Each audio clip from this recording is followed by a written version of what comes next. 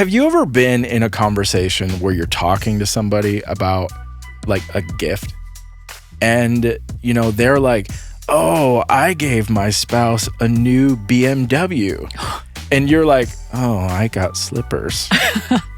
Sure. Okay. Yeah. It's easy. Like this is something so simple, but it's easy to get wrapped up. You know, maybe your wife really wanted slippers. Mm-hmm. And so like for you, this is like a tremendous gift. But when you let that thief start to creep in and all of a sudden, you know, you look at this and you start looking at what other people are doing and comparison sets in and it steals your joy. This is Ryan and Michelle, and welcome to the Celebrate MarriageCast, where we hope to restore and reclaim godly marriages through honest and real conversations. Welcome to episode 30. I'm so thrown off. Welcome to episode 63. And Ryan, I am laughing because we just found out something interesting. Yeah, embarrassing. We said, gosh, it would be so fun to do some outtakes at the end of an episode, and our captain of the ship for the day, Patrick, engineer, informed us that they've been compiling a blooper reel. So just keeping these. You guys, maybe something fun will be coming to a podcast near you sometime in the future. Yeah, that's going to be embarrassing. Or awesome. Yeah, absolutely. Ryan. Yeah. We're talking about joy today. Joy, yes. All I can think about is the song, I've got the joy, joy, joy, joy down in my heart. Where, Ryan? Down in my heart? Down in my heart. Where? Down in my heart. Yeah. Did you ever do that? I don't think so. Oh, okay. That was like the cue for the response, the crowd response. Oh. Where? Down in my heart. Where? Yeah. Sorry. We're talking about joy today. Joy, yes. It's December, and it's the month you think of joy around Christmas. Absolutely. Yeah. So, Michelle, actually, we want to jump in, and I want to talk about joy, but I also want to talk about the thief of joy. Ooh, the plot thickens. Right. Which actually isn't a Bible verse. I think a lot of people maybe think it is. I think I probably thought it was. It's actually a quote from, well, I think it's attributed to Teddy Roosevelt. Okay. About comparison being the thief of joy. But I think its roots are actually in the Bible. And if we look at an example, we can look at James 3:16. For where jealousy and selfish ambition exist, there will be disorder. Mm-hmm. Or even the joy of the Lord is my strength. Yeah. Which implies that our strength comes from the Lord. That is our joy. Yeah. So as we're entering the holiday season, and as we talk about the reason for the season and some of these things, we thought we'd dive into a couple thieves that are maybe out there that maybe don't have to be. I'm imagining the devil like prowling around like in a little ninja mask as like a thief. Yeah. Don't let him take your joy. Right. And I think the holidays, I don't know why. I think maybe it's amplified like so much more. And I don't know if it's just because it's just a different season that I think this comparison gets amplified. Yeah, there's a lot of stress and a lot of different layers. There's a lot of extra activities and family, and you kind of compound all of that all. Yeah. And it's like the perfect equation. Yeah, absolutely. So we're gonna jump into a few of these things that maybe might identify as thieves out there, where they can that comparison can kind of rear its ugly head and steal our joy. So by the end of this episode, you, our listeners, will have, do we have three thieves that they can be on the alert for? Yes. Have your home security set up for three thieves. Absolutely. Right. Let's do it. Yeah. Michelle, Am I kicking it off? You get us started. Okay, here we go. So first one, Christmas cards. Ryan, you actually had the suggestion to put this in here. And at first I was like, well, that's kind of doom and gloom, a Christmas card being a thief of joy. But I know what you mean. And mostly ladies, I would guess that you probably have felt this too. Do you know what it's like to get a Christmas card. And you know what? First of all, if this is you, because there are people listening that I know are these people, like the day after Thanksgiving or December 1st, you walk to your mailbox and you get a Christmas card and you should be feeling joyful, right? So sweet. Someone thought of you. But honestly, sometimes my first thought is, oh, crud, the so-and-sos already have their card out. We haven't even taken our picture. I don't even know where I'm ordering them from this year. I feel like ours, we always have an issue with our cards printing blurry. Yeah. A certain place. So we need to figure that out. And then it's a whole process. If you've ever done a Christmas card, and the addressing, the stamping, usually we have an assembly line going around our kitchen table at the O'Connor house. Our daughter Ella, we've even paid her to label them. And this is funny. Right. Do you remember when we paid her to take them to school and she labeled them at school in her spare time because she had so many free zones? She had 7 study halls a day. But how hilarious is this? Can you imagine? I think she was a junior at the time. A junior in high school, in the study hall area with a stack of Christmas cards, labeling, addressing the family Christmas card. Yeah. She was getting paid. She was totally fine with it, but I just think it was kind of probably a funny scene. Yeah. Yeah, absolutely. Her peers are on their phone and she's addressing cards. Right. But it's a big production. All that to say, sometimes you can get someone else's card and think, oh, wow, their photo printed so nice and this paper and, they upgraded for the gold foil and it's so professional looking. Or even, let's go a little bit farther, maybe you're comparing their family. Oh my goodness, they all have matching outfits and they look so put together and they're just the perfect family with these perfect angel children. And maybe that can bring up some feelings of comparison and that can steal your joy. Ryan, we're going to flip that because take it for surface value.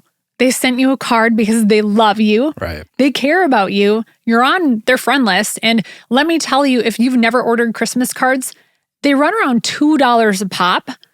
And that's sometimes before mailing. So depending on your discount, I would say they probably spent $2 to $2.50 on you because they care about you. Yeah.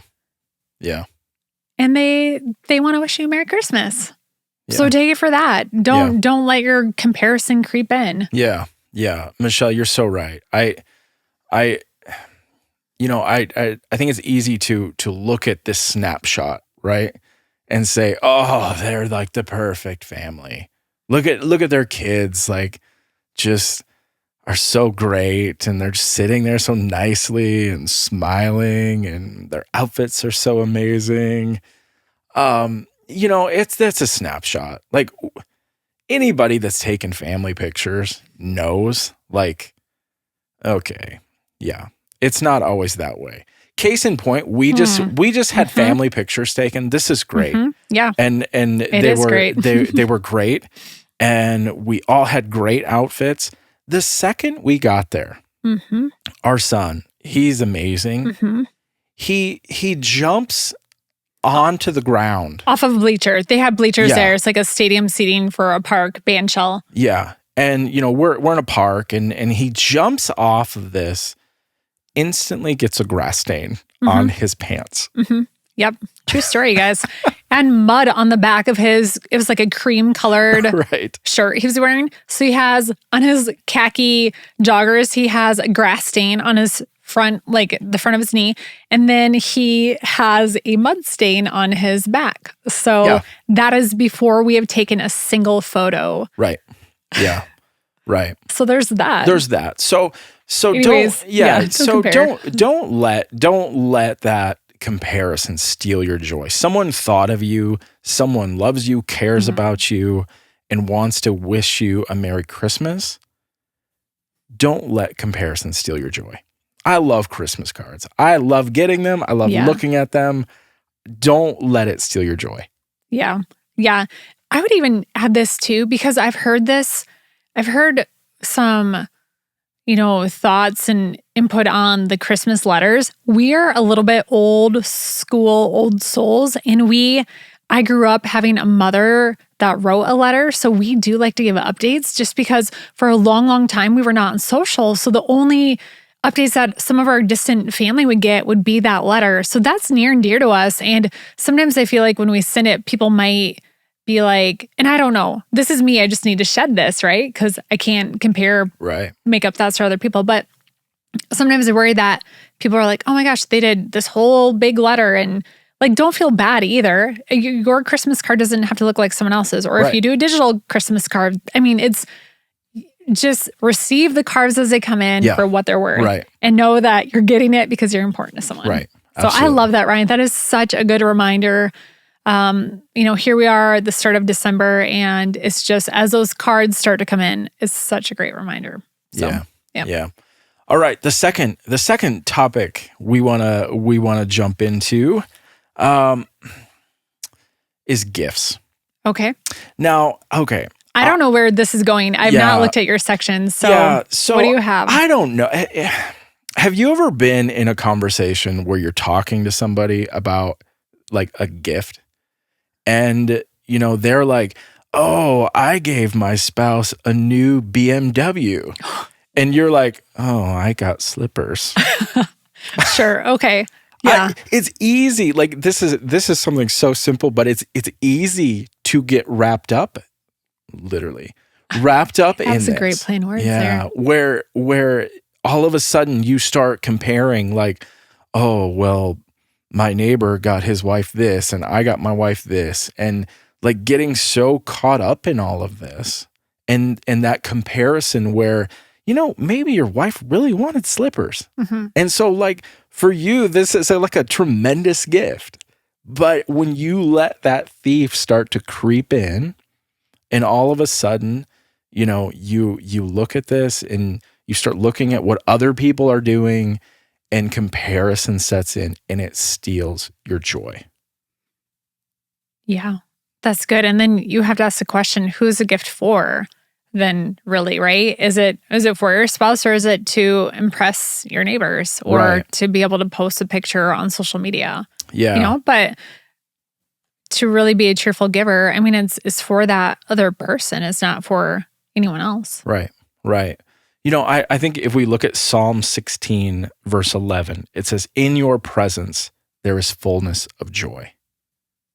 And I think remembering again that joy and where it comes from, again, I love giving gifts. I absolutely love it. It is so much fun. I'm not going to say I blow our budget every year, but there's always like an extra line item for my stuff of like, oh, Ryan went shopping. And it's not a lot of money. Right. I'm not like, like crazy out of control. Right. We follow our budget pretty closely for Christmas, but it is true. You kind of buy with your heart a little bit. Right. I would say too, for you love to give so much more than you love like getting and receiving gifts. Like for you, your joy you do find joy in truly just giving great gifts to people. Like well thought out gifts. Right. But that's, but again, like that's where comparison can creep in. And if all of a sudden, like another example, I remember as a kid, right? You're sitting around the Christmas tree, and I have two brothers, so two older brothers, right? And all of a sudden you sit there and you're looking, like we would always pass presents out, and so like. Oh, like, sure. You divvy them up at the beginning. Yeah. And then people, so we divvy them up at the beginning. And so like there'd be a pile in front of me. And then all of a sudden I start looking over at my brothers and being like, 1, 2, 3, 4, 5. Well, I only have 4. I bet every kid does that. Right. I feel like I've seen our kids do that. Or even see between our two kids, I've seen, the younger one, just because he's like littler, he hasn't done this recently, but he'd be like, why is hers like, she got a bigger one? I'm like, but that doesn't necessarily mean like the gift is any less, know, but yeah, as a kid, you kind of think that way. Yeah. But I think sometimes we do that as adults even. And so again, like don't let the comparison of looking at what's going on over here steal the joy that you have, and remember really truly the gift, the gift of Christmas, what it actually is and where we find our joy. That might change your heart for even receiving gifts too. If you stop comparing, it might make you a more cheerful gift receiver too. Yeah. If you just see the thought and effort that they put in for what it is. Yeah. And stop looking around at, what other people are getting. Right. Oh, that's great. Right. Absolutely.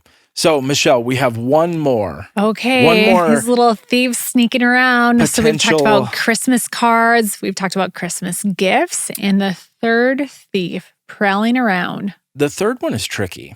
And the third one that I wanted to talk about, I don't want to spill too much because I actually think there's like an episode coming in regards to this. Mm-hmm. But I think family.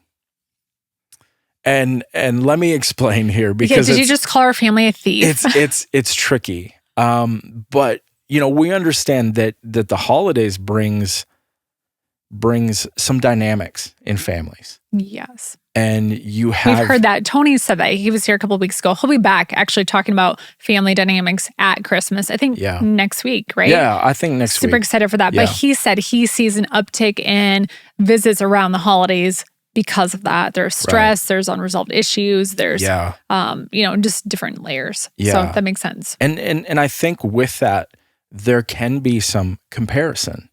When you're looking, like maybe you have that one family member that, is the golden child and everybody like just wants to hear them speak and all of this. And like potentially when you start comparing or you compare families even like, oh, well, my brother's coming and his, kids are perfect little angels. And then there's... Yeah, potty trained at age, 6 months and walking at 8 months. And oh gosh, we're like so far behind. And it's in your face because you're with them the whole weekend and stuff like that. Yeah, absolutely. And I think that's, even in our own families, I think that can happen.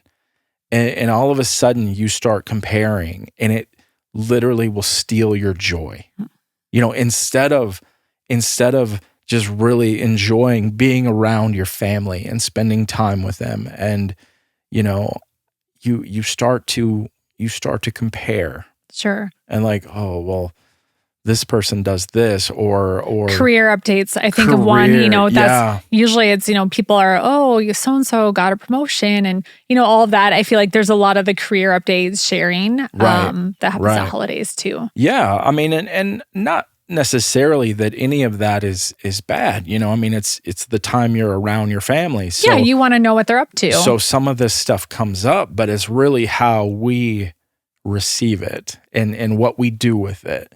Of are you going to let comparison creep in of, oh man, he got another promotion and I am in the same spot that I'm in for the last 5 years or whatever. Are you running it through a filter, comparing it to yourself, or can you just separate that and like be excited for them? I mean, because it's their family, we should be excited and happy and we love them, right? So just, hey, that's amazing. I'm so happy for you. Right.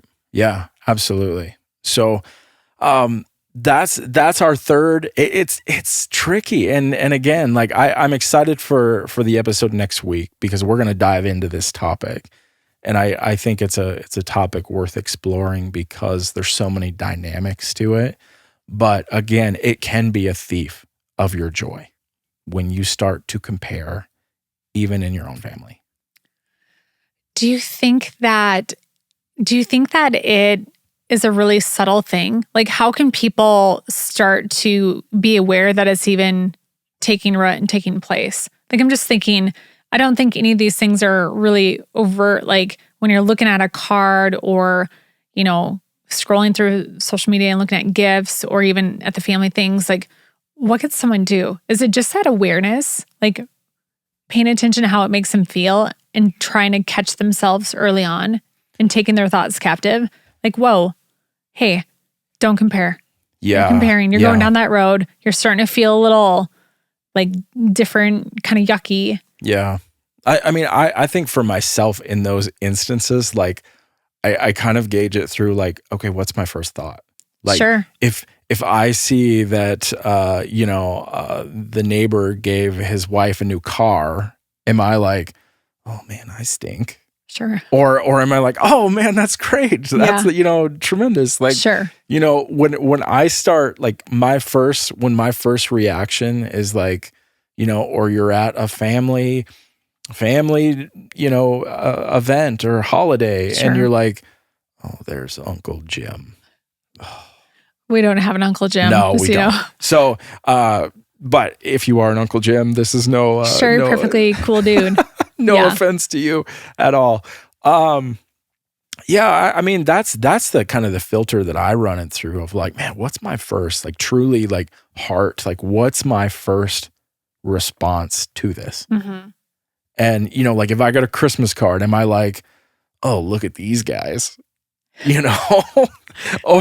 or am I like, oh, wow, we got a card from so-and-so. We're going to be very excited to get your Christmas cards this year, you guys. Again, I love Christmas cards. Yeah. I love all of these things. We do keep them out. We actually have them in a little tray. Our last year's cards that we received were out all year in this little like napkin holder thing. We just had them by our table because our kids will like to flip through it and I like to flip through.